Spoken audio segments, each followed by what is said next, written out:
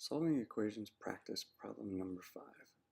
So this problem presents a little bit different challenge because we have two variables, x and y.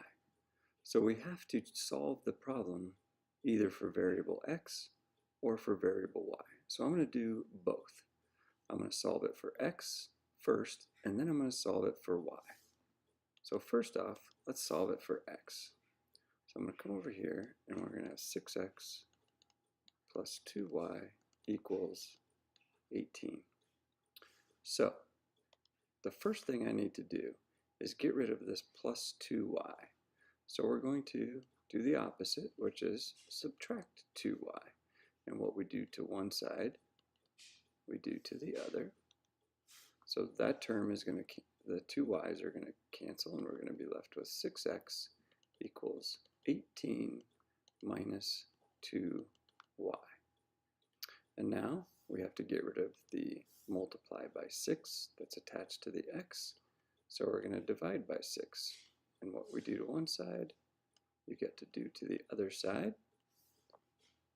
And so we're left with x equals, and we're going to have 18 over 6 minus 2y over 6. And now we can do a little bit of reducing. And so we have x equals 18 divided by 6 is 3. 2 over 6 is 1/3. So we'd have 1/3 y. So there is the equation solved for x. So now I'm going to do the same thing, except I'm going to solve it for y. So we're going to have 6x plus 2y equals 18.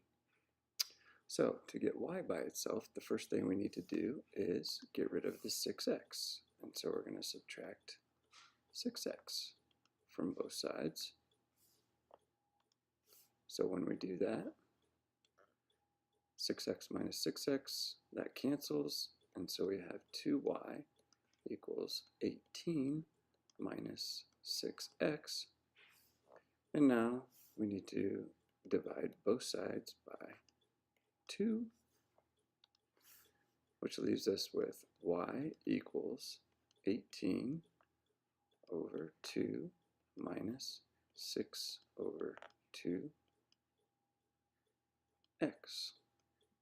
And then again, we can do a little simplifying. And so we have y equals 18 divided by 2 is 9, minus 6 over 2 is 3x.